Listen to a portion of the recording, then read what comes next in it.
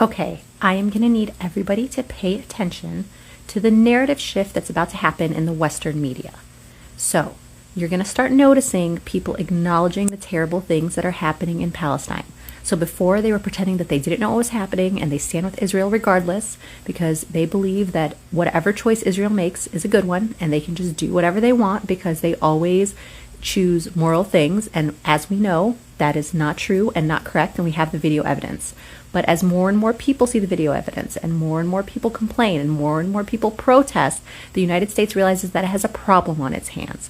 So as they were pretending that they didn't know, they could sort of get away with being like, we're so dumb, we didn't know, no one told us, we had no idea. But now too many people are telling them and showing them. The King of Jordan just flew here and was like, hey, there's some shit going down in my backyard. You guys really need to get your client state under control, okay? Because they are about to cause World War III, and people are like, I don't want to send my sons and my daughters, my military sons and daughters back into the Middle East. Like, why are you giving them billions of dollars? All the complaints are starting to come in. All this stuff you guys are doing is starting to work. So very slowly, you're going to start hearing things like this. Oh, we are realizing that maybe it's a little out of hand over there. Like, there's some evidence that bad things are happening. You're going to see Joe Biden making little comments like that. And you're going to start seeing little stories pop up in the media. Like, oh, man. And what slowly is going to happen is the narrative is going to shift. Like, even I think Hillary Clinton has just said it. And they're going to start blaming a specific person. So they're going to say Benjamin Netanyahu is the bad guy. That guy just went nuts. It's not the state of Israel. Like, let's just get him out of there and get us all back to the status quo.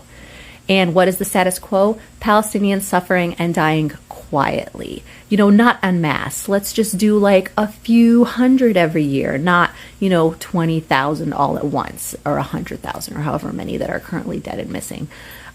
So just pay attention to that because it's something that's meant to appease you, right? So what'll happen is that as they keep, as more and more complaints come in, as people are getting more and more tired of having to tell them, as people are getting angrier about what's happening over there, how your American tax dollars are literally being used to fund a genocide, and half of you can't afford rent and health care, and you are about to get drafted to go and fight overseas for something that you didn't sign up for, basically, like a war that you're not signing up for, that you don't believe in, you don't agree with, literally a genocide.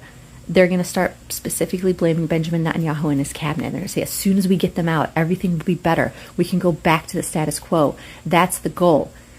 Don't let them do it, okay? This is a trick. It's a trick to help you forget. It's a trick to get the Palestinians back into their subservient role, to put them back in an apartheid state, to let them, again, just slowly and quote-unquote die, peacefully, without the whole world being upset again. But people, we've seen what we've seen. We can't go back. It's too late. It's too late. You have seen it with your own eyes. You've seen the babies dying and, getting taken out of their incubators. You've seen the premature babies dying in the hospitals. You've seen the children getting killed. You've seen Reem. You've seen Hind. You've seen all of them. Like you've seen it. You've seen it. You can't go back. I'm sorry. There's nothing that they can say that will make this better. It is the government's fault, yes, but there's a problem over there. We can't just rewind time and then just go back to an apartheid state after all this has happened. That's insanity. Okay? Don't let the narrative shift fool you.